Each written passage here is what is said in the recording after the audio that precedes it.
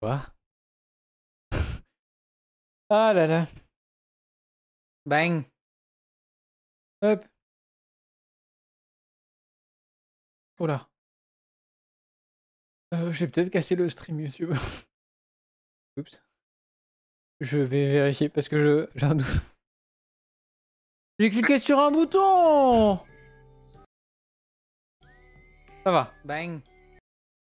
Non, ça va. J'ai rien cassé. J'ai eu peur. Hop. Bon, bref. Nous, on a un React à faire. Hop. Oh. Ouais. Voilà. Bon. Du coup, notre petit React, c'est ça. Yes. On voit pas. euh... Attendez. Je vous jure, il y a une vidéo. Voilà. Encore un peu, on voyait rien. Bref. Voilà. Du coup, on va regarder ça. On enlève la musique. On va regarder l'effrayante théorie de l'internet mort de Trail. Et ensuite, on va mettre des musiques en boucle avec moi qui ouvre des cartes. Enfin, vous allez mettre des musiques. Ouais. Je sens qu'il va y avoir encore la quiche. Je sais pas pourquoi. Bizarre. First. Bizarre. Chelou. Bref. On peut pas tergiverser 12 000 ans non plus. Est-ce que vous connaissez l'hypothèse de la Reine Rouge? C'est une Ah, attendez, ça me stresse. Voilà. théorie portée sur l'évolution tentant d'expliquer pourquoi toutes les espèces sont condamnées à évoluer dans un rythme effréné pour survivre. C'est une hypothèse qui apparaît dans la suite d'Alice au Pays des Merveilles sous une simple explication. Le milieu dans lequel nous vivons évolue et pour rester à la même place, nous devons évoluer au moins à la même vitesse pour ne pas disparaître. Oui. Et au fil des années, l'hypothèse s'est confirmée, s'est élargie et explique certains de nos plus gros défauts dans de multiples domaines. Et pour que vous puissiez bien comprendre cette théorie, j'ai une petite histoire pour vous. L'autre jour, je me baladais sur X et je suis tombé sur ça. Un simple post a priori, vous me direz, sauf que pas vraiment. C'est même plutôt le contraire. Déjà parce que c'est assez C'est de l'IA. ironique pour un compte qui s'appelle Nature is Amazing de poster une photo de nature faite par intelligence artificielle, Ouais. mais surtout pour ça. 163 000 likes. Bon, ok, c'est peut-être juste des gens qui ont vraiment pas regardé et qui ont liké sans se dire que c'était de l'IA. Passons, maintenant attardons-nous sur ce tweet qui a fait 24 000 likes contenant une vidéo sans aucun son. La personne qui l'a posté a tout simplement mal extrait le son de celle-ci. C'est déjà troublant qu'elle ne s'en soit pas rendu compte, mais ce qu'il est encore plus, c'est certainement les commentaires sous cette vidéo. En fait, les utilisateurs semblent répondre des choses assez bateaux, qui n'ont pas vraiment de lien avec le post initial. Ce tweet et des centaines d'autres restent en général quelques semaines ou quelques mois tout au plus et ils sont rapidement supprimés parce qu'ils prouvent une chose qui dérange X plus que tout. La plateforme est envahie de bots. Par bot, vous pouvez comprendre robot. C'est un logiciel qui se charge de mimer le comportement humain pour effectuer certaines tâches. Et X en est envahi, à tel point que quelques recherches rapides nous permettent de trouver tout un tas de bots reliés à ChatGPT qui ne semblent plus en mesure de balancer leurs phrases toutes faites. On n'a pas à aller bien loin pour comprendre, avec une simple recherche on tombe sur des centaines de bots défaillants. Et ces publications faites par des bots ne sont pas passées inaperçues, loin de là. En regardant les mentions, les reposts, je tombe de plus en plus sur quelques mots qui m'interpellent. La Dead Internet Theory.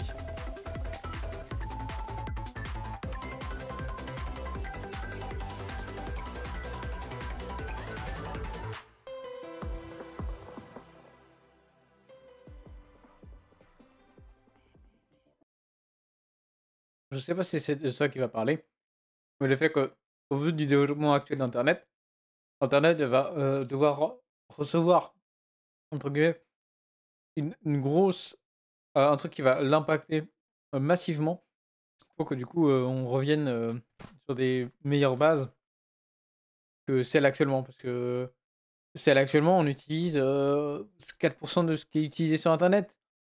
Je sais plus c'est quoi le pourcentage. Il en parlera peut-être avec les bots, etc. Vu qu'il en parle. Si Internet est vraiment en train de mourir, il serait peut-être temps de le reconstruire avec des solutions un peu plus humaines.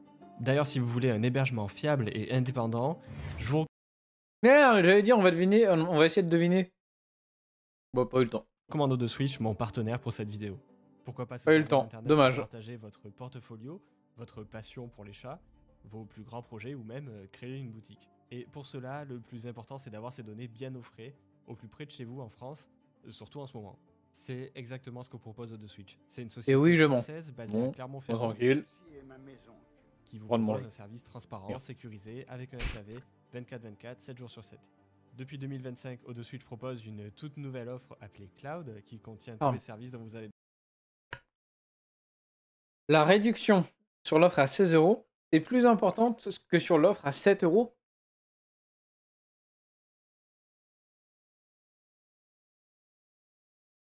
J'ai pas compris, je crois. Ok. Un espace disque, nombre de sites et base de données illimitée, votre nom de domaine inclus. Il y a même Immunify 360, un antivirus basé sur et Cloud qui contient tous les services dont vous avez besoin. Un espace disque, nombre de sites et base de données illimitée, les Cloud. Le nombre d'instances Nextcloud, 250 Go. Le nombre d'instances peut-être, parce qu'il y a espace stick illimité, mais je sais pas, quand je vois un nombre de gigas de notés, je me dis pas que c'est illimité. Il y a un petit 1. Qui contient tous les services dont vous avez besoin. Un espace disque, nombre de sites et base de données illimitée, votre nom de domaine inclus. Il y a même Immunify 360, un antivirus basé sur l'IA qui va éliminer les menaces proactivement. Et dans quelques minutes, vous serez convaincu d'en avoir besoin. Et si vous avez déjà un hébergeur, c'est Switch qui s'occupe de toute la migration et ce, gratuitement. C'est satisfait ou remboursé et pour la première fois grâce à mon code TRY10, vous aurez une réduction de 10% cumulable avec l'offre cloud la première année, ce qui vous reviendra à seulement 1,90€ par mois. Je trouve personnellement que c'est une des meilleures offres du marché. Un grand merci à Switch de me soutenir et sur ce, retournons à notre vidéo. La théorie de l'internet mort en français, c'est une théorie du complot expliquant qu'internet n'est pratiquement plus peuplé que par des bots et que la majorité du contenu est généré par des algorithmes, à tel point que toute activité humaine serait presque devenue anecdotique. En résumé, lorsque vous êtes sur internet, vous ne parlez plus à des humains, mais à des robots. Une théorie qui semble s'immiscer sur Facebook, Twitter, Instagram, dans votre boîte mail, les assistants par IA et même dans vos choix de vie. L'idée était évoquée sur les forums de 4chan aux alentours de 2010. Et à l'époque, elle avait à peu près tout pour être une théorie du complot totalement exagérée et assez peu connue du grand public. 2010, en fait, faut dire que c'est un peu tôt pour ce genre de théorie. Les algorithmes étaient encore très limités. Le truc, c'est que cette théorie a pris beaucoup d'ampleur en 2021 lorsqu'elle est reprise sur un forum d'Agorarod. Bon, il y a quelque chose de particulier qui me dérange avec cette théorie.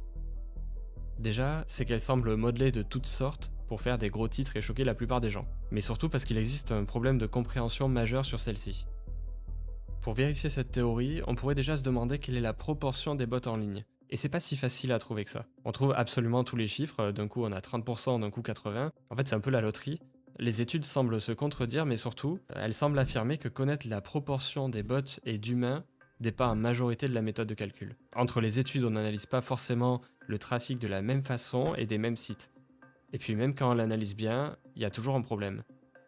La plupart des médias vous donnent en général un nombre de 50% de bots, car c'est un nombre assez sensationnel. Mais en réalité, connaître le pourcentage de bots et d'humains sur internet n'est pas le plus important. Un bot n'est pas forcément là pour écrire ou avoir de fausses interactions. En réalité, il existe ce qu'on appelle les bons et les mauvais bots. C'est une chose que les études plus sérieuses semblent prendre en compte. Par exemple, Imperva, une entreprise de Thales, publie chaque année une étude appelée le Bad Bot Report. Je vous passe les 43 pages d'études, voilà ce qu'il faut retenir. Les bots occupent la moitié du trafic internet. Et dans ces 50%, on retrouve 32% de bad bots et 17,6% de good bots.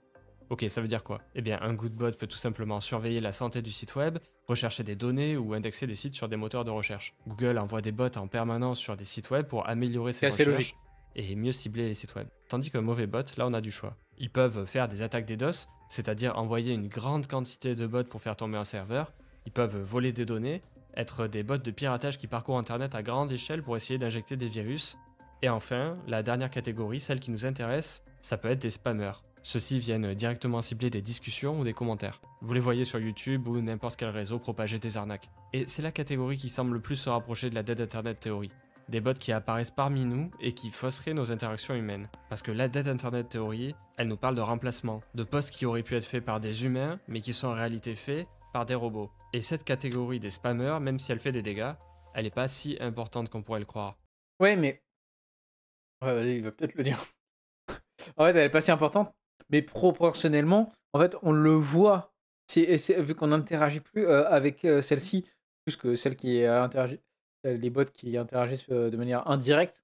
C'est-à-dire qui regardent le site, qui regardent les stats, qui font des calculs, qui reprennent des informations, qui n'interagissent pas directement avec nous, bah, on s'en rend moins compte. Enfin, pour l'instant.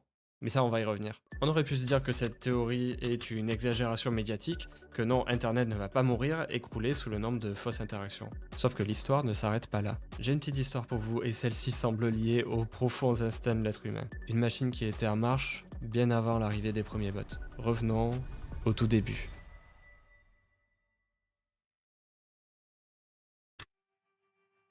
Vous avez sous les yeux le tout premier site internet. Créé par Tim Berners-Lee en 91, le site comporte une simple page qui explique le concept d'internet et comment créer une page. C'est un peu comme une invitation. Bon, c'est une invitation très austère, mais ça reste une invitation.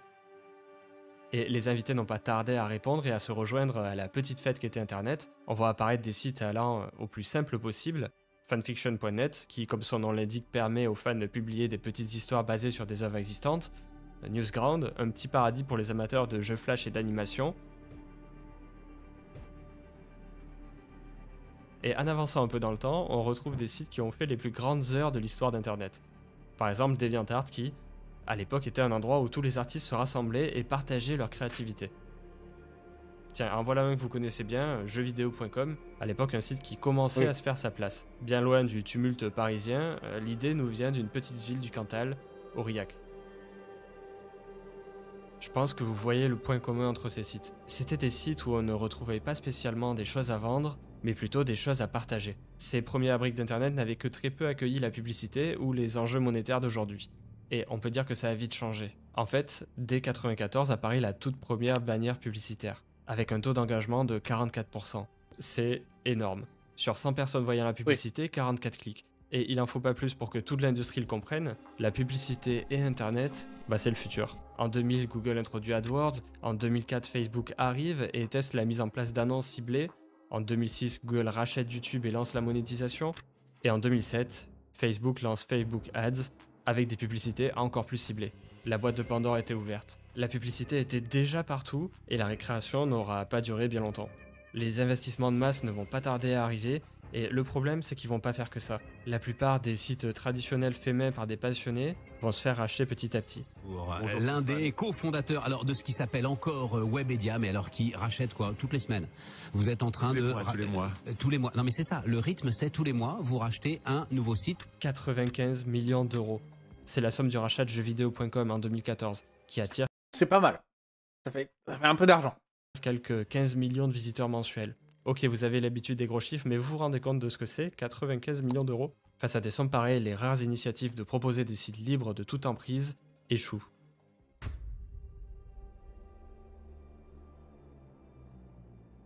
Et en soi, qu'un site soit racheté, il n'y a rien de bien mauvais, surtout si une entreprise y a investi dedans. Et on aurait pu se Genre X. Pardon, non, ça c'est mauvais. Pardon. Mauvais exemple. contenter de 2-3 publicités ciblées qui impactent pas vraiment le discours des sites. Mais pour rembourser de telles sommes, il va falloir complètement refondre le modèle économique. Alors on ajoute de la publicité, puis des articles sponsorisés, on extrapole tous les titres, et puis on ment. Les utilisateurs partent, et à la fin, le modèle économique du site entier s'écroule sur lui-même. Tandis que les petits concurrents aussi perdent en visiteurs, ou ont aussi le désir d'être rentables. Et petit à petit, les sites disparaissent sous les publicités. Regardez ici, avouez que la plupart des sites web sont devenus des panneaux publicitaires, où le contenu n'est visible qu'en plissant des yeux. Voilà comment on a commencé à tuer Internet. Les bots n'ont même pas eu à s'en charger, on n'a même pas eu besoin de fausses interactions en vérité, et certains sites comme... Et il y a toujours des gens qui veulent gratter plus, jusqu'à ce que ça passe pas, paf, ça tombe.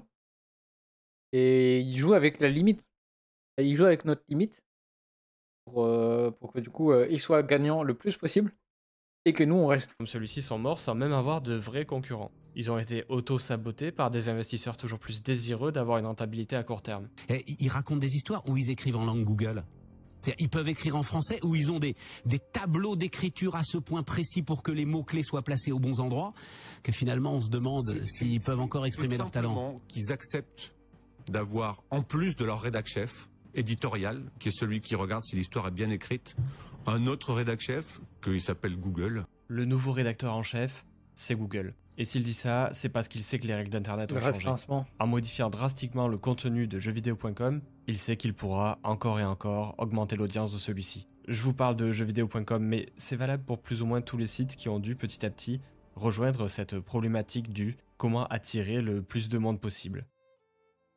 C'est pas seulement la faute de ces sites, ils sont dans un système plus complexe régi par Google, où chaque petit article posté dans l'océan qu'est Internet est utilisé comme une bouteille à la mer, tentant de rejoindre le plus d'internautes possible. Ils sont mis en concurrence sur un certain nombre de facteurs que chaque site tente de maximiser. En maximisant chacun de ces facteurs par n'importe quel moyen, ils augmentent leurs chances de survie. Chaque site est donc absorbé dans une Mobile friendly, il y en a beaucoup qui ont envie de crever en entendant ça. concurrence effrénée. Bienvenue dans un système mis au point pour ne plus jamais manquer de contenu. Un système où la logique du toujours plus impressionnant, toujours plus addictif, l'emporte. Ce système, c'est lui le principal responsable de la mort d'Internet, l'algorithme. I think the internet was terminally ill before ChatGPT was announced and released. I think the biggest watershed moment when you look at this sort of theory of the decaying internet is the release of algorithmic feeds. I think that algorithmic ranking systems that are AI driven really set the stage for just endless worthless pieces of content and sort of just the whole internet to be optimized in the most absurd ways. Au début des réseaux sociaux, vous tombiez la plupart du temps sur une chronologie des personnes que vous suiviez. En fait, vous n'aviez jamais de personnes que vous ne connaissiez pas. Elles étaient triées de sorte à ce que la publication la plus récente apparaisse en haut et les plus anciennes en bas. Ça donnait en quelque sorte un pouvoir particulier à votre abonnement. Mais surtout, ça protégeait les créateurs de l'algorithme qui allaient empiéter sur leur créativité. Si vous aviez l'habitude d'avoir un nombre de personnes assez stable, et bien désormais c'est terminé. Prévoir le nombre de personnes qui verront votre contenu est d'une difficulté extrême. Les entreprises dépensent des millions pour comprendre et étudier les facteurs qui rendent une vidéo ou une photo plus virale qu'une autre. L'algorithme vous met désormais en concurrence avec toutes les autres personnes et vous êtes désormais son produit. Et même si vous n'en vivez pas, ne vous en faites pas, il vous impacte largement aussi. Oui, bah oui. Ne faites pas l'erreur de croire ou de penser que l'algorithme sait ce que vous aimez, parce que non, ça, il n'en a aucune idée. L'algorithme, il a un but plus précis et un peu plus sournois. Il n'est plus question d'afficher les personnes que vous suiviez ou que vous connaissez, il va essayer de maximiser le temps que vous passez sur un réseau social. Voilà. Mais qu'on se le dise bien, l'algorithme aurait pu avoir pour but maximiser le bonheur de l'utilisateur en vous montrant des bonnes nouvelles, vous montrer du contenu inspirant que vous aimez réellement. Comme, alors je me trompe peut-être de pays. C'est le TikTok chinois? Je me trompe peut-être de pays. Mais du coup, le TikTok de ce pays, du coup, où le contenu qu'ils voient n'est pas du tout le même, n'est pas du tout, on va dire, abrutissant. C'est un peu violent comme terme, mais abrutissant que ce qu'on a nous. C'est beaucoup plus éducatif et du coup, forcément, bah, l'effet que ça a sur les personnes n'est pas du tout le même. Il aurait pu avoir pour but de minimiser le nombre de contenus addictifs ou de limiter les fake news. Par exemple, au lieu de mettre en avant des images de guerre, il pourrait vous parler de cette technologie pour améliorer la restauration des coraux, ou encore de ces bisons ramenés sur leur terre natale qui tout à coup ravivent tout un écosystème. Sauf qu'il ne le fait pas. Et pour une bonne raison. En 2012, les utilisateurs de YouTube regardent chaque jour 100 millions d'heures de vidéos. C'est encore bien trop peu pour YouTube qui fixe alors un nouvel objectif, 1 milliard d'heures de visionnage à l'horizon 2016. Pas 10. Des algorithmes surentraînés travaillent avec des milliers de facteurs différents et ils trouvent, en alignant chacun des chiffres analysés, un schéma particulier. Les titres outranciers favorisent l'engagement, contrairement à la modération. Les algorithmes se mettent alors à recommander à des millions d'utilisateurs toutes sortes de théories du complot, des mensonges et tout type d'extrapolation. Et en 2016, les utilisateurs regardaient bien 1 milliard d'heures de vidéos. Mais tout ça, à quel prix ? Le problème de l'algorithme, c'est aussi le problème de l'être humain, parce que l'être humain que nous sommes a toutes sortes de biais, et l'un d'entre eux a un impact considérable sur ce que nous regardons, c'est le biais de négativité. Selon une nouvelle étude analysant plus de 105 000 variantes de titres sur le site Upworthy, pas mal. Chaque mot négatif dans le titre augmenterait le taux de clic de 2,3%. D'autres études prouvent que les articles négatifs déclenchent des réponses émotionnelles plus intenses que les articles positifs. Et ce biais de négativité lié à l'algorithme est un véritable problème. Corréler la portée d'une vidéo à son engagement encourage immédiatement le biais de négativité. Et si on parlait simplement de quelques petites erreurs reliées à grande échelle ou d'un jugement un peu extrême dans l'océan d'opinion, ça poserait pas tant de soucis. Le problème, c'est que ça va plus loin que ça. Voici une petite expérience pour vous montrer l'étendue du pouvoir d'un algorithme. Il y a une sorte de grosse télé au milieu, Oui, ok. des gens avec des têtes carrées et rondes qui se baladent un peu Connais le jeu. aléatoirement. Et moi, je suis un genre de caméra. Je remarque vite que dès que je prends une photo, celle-ci se retrouve sur la télé. Bon, ma photo a l'air d'intéresser personne, et il faut dire qu'elle a l'air très banale. Par contre, dès que je prends celui qui porte un chapeau, je crée tout à coup une tendance et tout le monde se met à porter un chapeau. Là, j'ai déjà compris le concept du jeu, il faut que j'intéresse les gens, que je trouve des situations invraisemblables. Je me mets à photographier un couple pour que tout le monde le juge, puis là je repère un fou. Parfait pour faire les gros titres. Et sur toutes les personnes qui se baladent, je vois un changement de comportement. Les ronds commencent à avoir peur des carrés.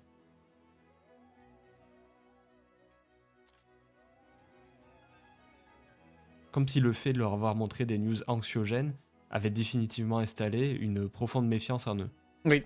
Et il en faut pas plus pour que moi je continue à mitrailler toujours plus de photos, à créer une escalade de négativité qui intéresse toujours plus de monde. Je peux leur montrer un peu de positivité, mais tout le monde s'en fout des gens qui s'entendent bien.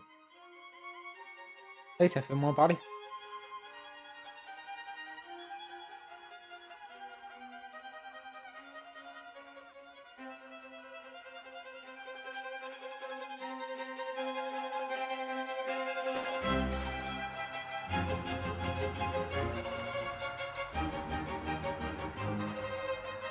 L'amour.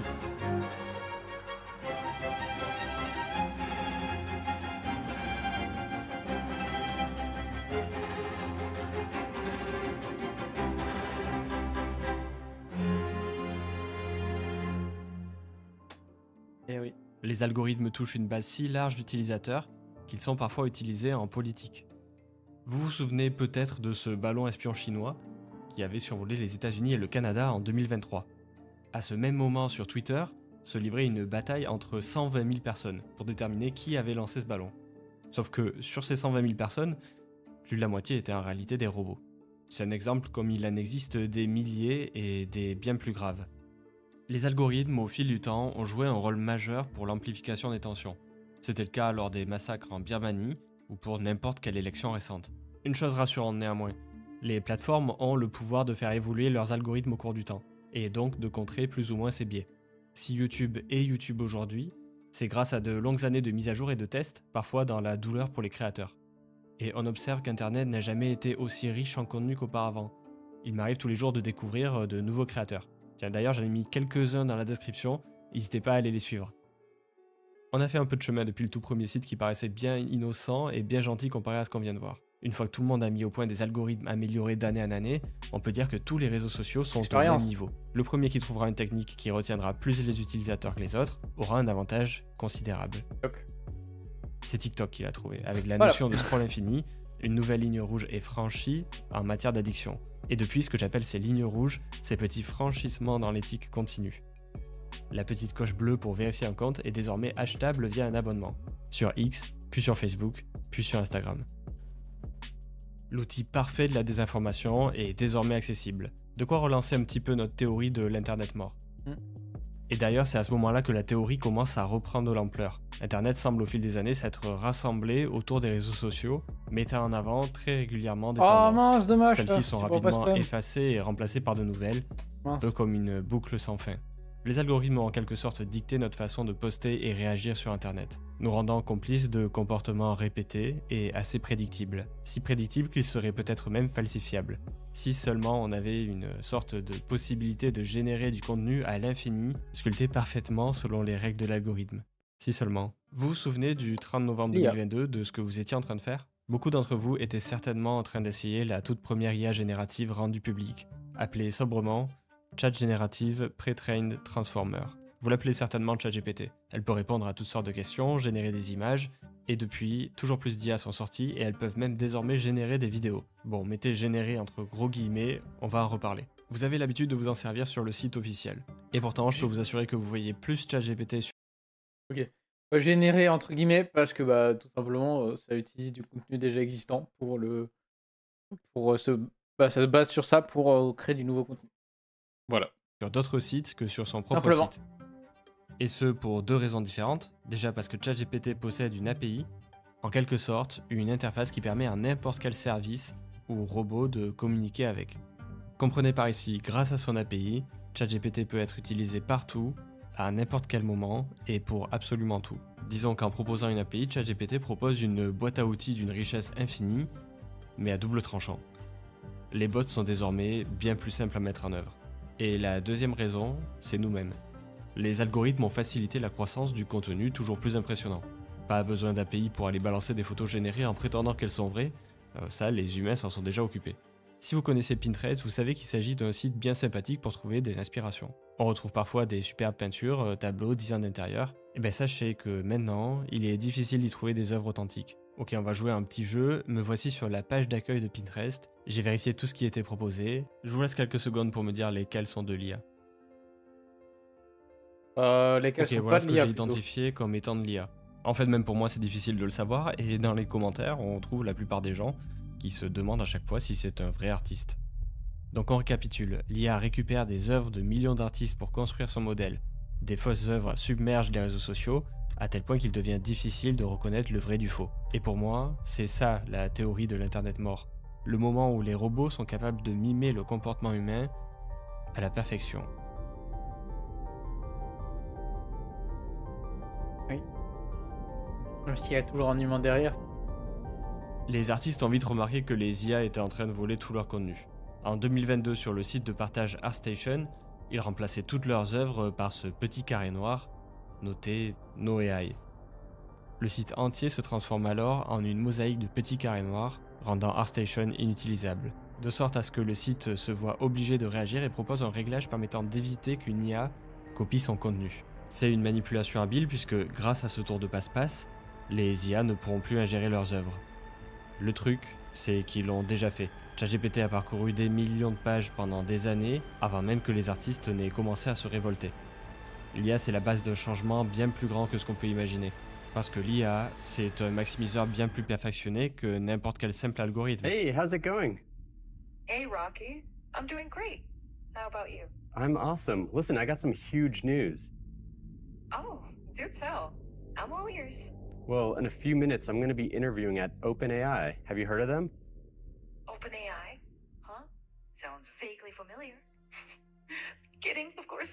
That's incredible, Rocky. What kind of interview? Même le Bad Bot Report qu'on a vu précédemment, qui est mis à jour annuellement, semble avoir de plus en plus de difficultés à reconnaître un vrai d'un faux bot. Oui, logique. Parce que grâce à l'IA, ceux-ci peuvent désormais avoir de vraies conversations ou être automatisés à des échelles bien plus importantes que précédemment. En 2013, une part élevée des employés de YouTube craignait d'atteindre un point de non-retour, le moment où les systèmes de YouTube rendraient légitime le comportement des bots. Ils verraient alors les bots comme des humains et les humains comme des bots. Ils ont appelé cet événement hypothétique l'inversion. Et si aujourd'hui le phénomène n'a pas été observé, il n'est plus rare de tomber sur des chaînes entières faites par IA. Ouais. Et ça s'arrête pas à YouTube. Sur Amazon, les pages de nombreux produits sont entièrement recopiées par IA, du titre à la description. Les réseaux sociaux sont déjà remplis de bots, ça vous le savez déjà, mais pire encore, certains d'entre eux semblent déterminés à franchir l'ultime ligne rouge. Mark Zuckerberg déclare vouloir implémenter des bots dans ses réseaux sociaux. Ces profils utilisateurs auront des photos de profil, biographies et possibilité de poster du contenu fait par IA. Et on apprend carrément que des centaines de milliers de profils sont déjà créés depuis son lancement aux États-Unis en juillet dernier. On pourrait penser qu'à première vue c'est complètement débile pour un réseau social de se trafiquer lui-même. La raison derrière ça, c'est toujours la même raison, c'est l'engagement. Les réseaux sociaux, après avoir troqué de plus en plus leur identité pour survivre aux autres réseaux sociaux, semblent désormais être prêts à troquer leur essence même, l'authenticité des utilisateurs. C'est petit à petit l'intégrité des réseaux sociaux qui est remis en cause. Et là on parle des sites qui oui, à accueillent un des moment milliards donné, c'est d'utilisateurs. logique. Hein. Et X semble aussi être touché par ce problème d'intégrité, avec un algorithme complètement biaisé. Pas qu'un Rappelez-vous peu. bien, c'est pas parce qu'il n'y a plus de modération qu'il existe une liberté d'expression totale. L'algorithme est toujours là. Après le rachat de X par Elon Musk en 2022, celui-ci se confronte à une réalité assez difficile à encaisser. Trop peu de gens lisent ses posts. Lors du Super Bowl, un tweet de Joe Biden obtient 3 fois plus d'impressions que le sien, tout en ayant 10 fois moins de followers. Et ça, c'est inacceptable pour lui. Il va voir ses ingénieurs et il leur demande de booster sa visibilité. Un tout nouvel algorithme est alors déployé avec une particularité, les tweets d'Elon Musk sont boostés d'un facteur 1000. Ça a l'air d'être une blague mais ça en est pas du tout une. tous ces posts envahissent X et n'importe quelle personne se rendant dans la page pour toi aura le droit à un long monologue rempli de ses tweets. L'algorithme est un enjeu de masse sur la liberté d'expression et comporte un énorme risque de manipulation de masse. Le parquet de Paris a d'ailleurs ouvert très récemment une enquête, mais c'est en réalité toutes les agences gouvernementales du monde entier qui suivent de très près le phénomène. Avec les élections particulièrement, le nombre de bots sur la plateforme a littéralement explosé, à tel point qu'on retrouve très fréquemment des réseaux entiers de bots démantelés ou sous surveillance. Tous les réseaux affirment avoir une politique robuste contre les bots, mais semblent parfois, en réalité, profiter de l'énorme traction en termes d'engagement qu'ils peuvent offrir. Une analyse de The Guardian affirme que bien des bots peuvent être identifiés, mais que X semble laisser ceux-ci agir. 1 ou 2 ont été suspendus, mais la majorité reste active. Pour la simple raison que les algorithmes de X semblent promettre toujours plus d'engagement. Et il en va sans dire qu'un algorithme mélangé à des bots toujours plus présents, c'est le cocktail parfait de la désinformation. Des utilisateurs de moins en moins scrupuleux n'hésitent pas à en jouer, ici un compte relais des fake news de guerre, moyennant 3000 € par mois. Voilà, on est arrivé au présent, à l'état actuel d'Internet. Mais le futur avance et arrive vite. Il existe un phénomène un peu plus inquiétant qui commence à prendre de l'ampleur et j'aimerais vous donner mon avis là-dessus. Aujourd'hui, un acteur du marché se garde bien de dévoiler sa stratégie. Il est la pierre angulaire du web qu'on connaît et la base d'une économie tout entière. Oui, je parle du grand Google. Est-ce que vous savez combien il existe de sites web aujourd'hui? Approximativement 1,2 milliard. Ouais. Ok, ça fait beaucoup, mais sachez que seulement 17% d'entre eux sont encore actifs. Alors bien évidemment, ça accentue l'idée qu'une bonne partie d'Internet est déjà mort. Et ça nous laisse approximativement avec 200 millions de sites web. Bon, ça fait quand même beaucoup. On a vu dans cette vidéo comment l'algorithme a poussé tous ces sites à s'agripper pour continuer d'exister, à essayer d'améliorer leur référencement en maximisant autant que possible leur position dans les pages de Google. Voilà, l'essentiel du web tient sur ça. Une seule page de recherche, et pas plus. Pas plus parce qu'au-delà de 90% des utilisateurs restent sur la première page de Google. Et elle contient seulement 10 liens vers 10 sites web. Alors peu importe la recherche, si une personne cherche les mots « meilleur téléphone », il faut à tout prix que votre site web apparaisse en premier. C'est la règle que Google impose aux sites qui veulent survivre. Alors que se passerait-il si une technologie venait de nouveau bouleverser cet écosystème? Un écosystème qui est déjà si fragile. Bon, j'arrête de tourner autour du pot. Une seule image va nous aider à comprendre ce qu'il est en train de se passer chez Google. Cette capture vient d'un internaute qui a cherché des informations sur le 5e film de John Wick. C'est un film qui n'existe pas encore, et cette image représente assez bien ce qu'est devenu la recherche Google. De l'intelligence artificielle absolument partout, de la désinformation, de la spéculation, et surtout, je regarde cette photo, mais excusez-moi, j'ai juste envie de faire une deuxième recherche et essayer de mieux la cibler. Et c'est précisément ce que Google veut que vous fassiez. En 2019, dans les bureaux de Google, un code Yellow est lancé par les équipes publicitaires. Un signal propagé en raison de la baisse inquiétante des revenus. Pour pallier à ce problème de revenus, l'entreprise aurait volontairement dégradé les résultats de recherche pour augmenter le nombre de requêtes et donc d'affichage de publicité. Ce procédé s'appelle l'enchitification, ou merdification en français, un procédé visant à réduire la qualité d'un service volontairement pour augmenter ses bénéfices. Plus de publicité, moins de choix, plus de frais. Alors ma question est, que se passe-t-il si Google décide de garder tout le gâteau pour lui ? De rejeter les centaines de millions de sites qui lui ont donné vie? Eh bien c'est une possibilité bien attrayante. Que se passe-t-il si notre première page Google, si importante pour les sites web, se voit remplacée par une IA?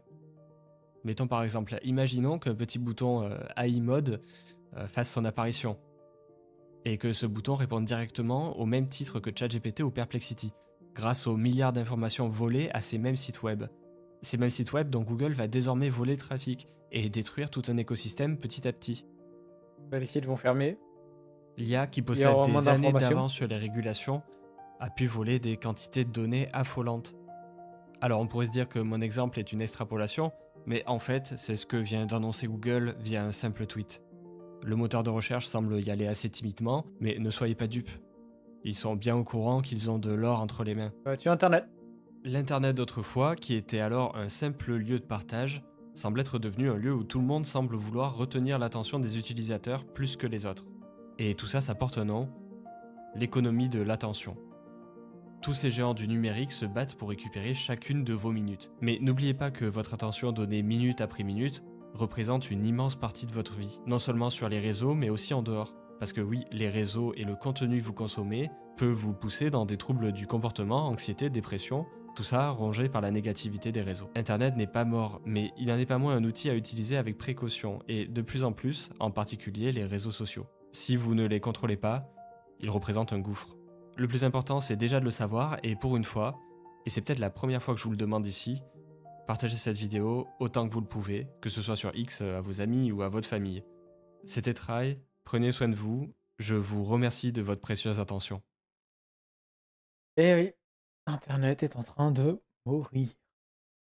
Ah, c'est sûr que si Google fait ça, Google n'est pas seul hein, sur le marché, bien évidemment, mais Google contrôle une grande partie du marché.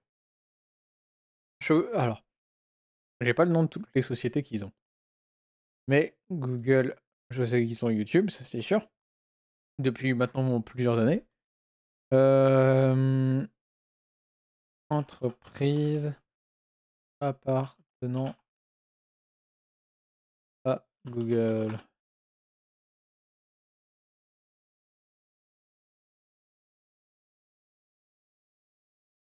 Merde, y a pas un graphe?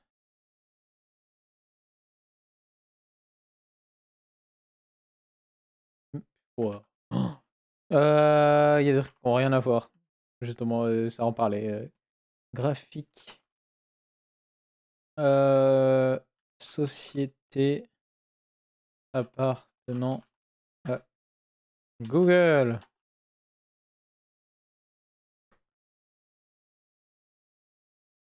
Ça me propose des trucs qui n'ont rien à voir. C'est une dinguerie.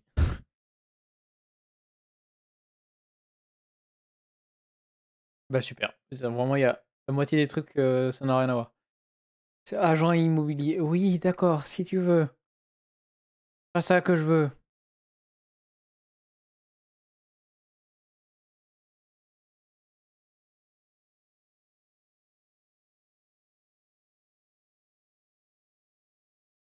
Ça me propose des trucs qui n'ont rien à voir. Appartement. D'accord. C'est pas ce que je veux. Liste. Entreprise. Google.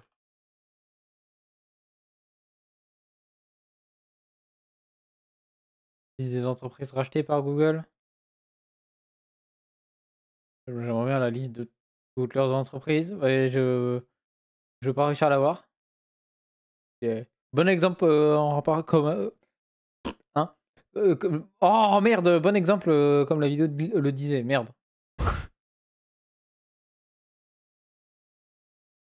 C'est quoi que je connais dans la liste? North. AppSheet, bah oui, il y a Google Sheet donc oui. Il y a quoi d'autre que je connais? Oui, il y a YouTube, mais j'attends qu'il me le propose. Tenor. Tenor, ça appartient à Google. What the fuck? Je savais pas. Depuis le 2018. Ok. Et c'est bon à savoir. Tac, tac, tac, tac, tac, tac, tac. Fabrique. Oui, Fabrique. Ok. Ça me choque pas trop, mais j'avais pas l'info. Il y a quoi d'autre d'intéressant? Blablabla. Webpass. Il y a un nombre de sites, c'est abusé. Bon, la majorité, je les connais pas.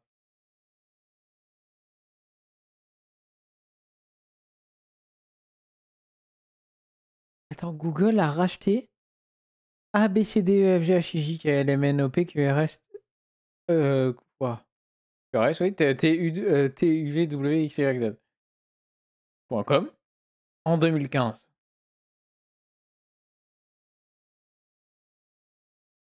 D'accord. Je sais pas quoi dire. Quoi d'autre?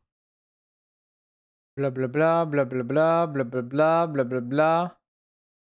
Blablabla, blablabla. Je suis à la moitié. Je suis en train d'utiliser la roulette en boucle. Je suis qu'à la moitié. Ok. Ils ont un nombre de sociétés. Bon, ça, c'est. Je m'attendais, hein, mais. C'est assez massif. Ouais. Ouais, je suis dans l'industrie des robots. C'est vraiment ce que je veux. Waze! Waze, ça appartient à Google? Ok. Depuis 2013.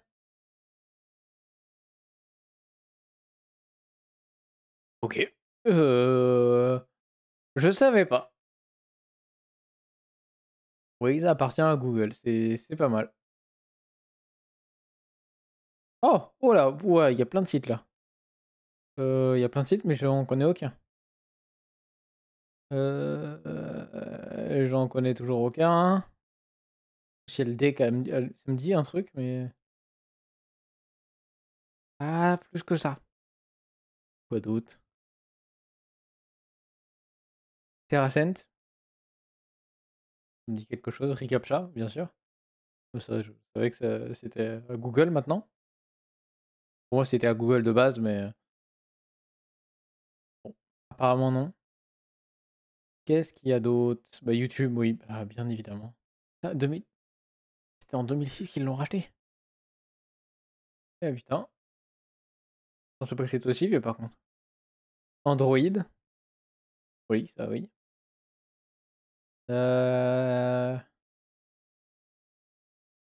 Uber. Ah non, ils ont investi. Ah ouais. Oh, si, Uber. Ok. Ils ont investi dans Uber.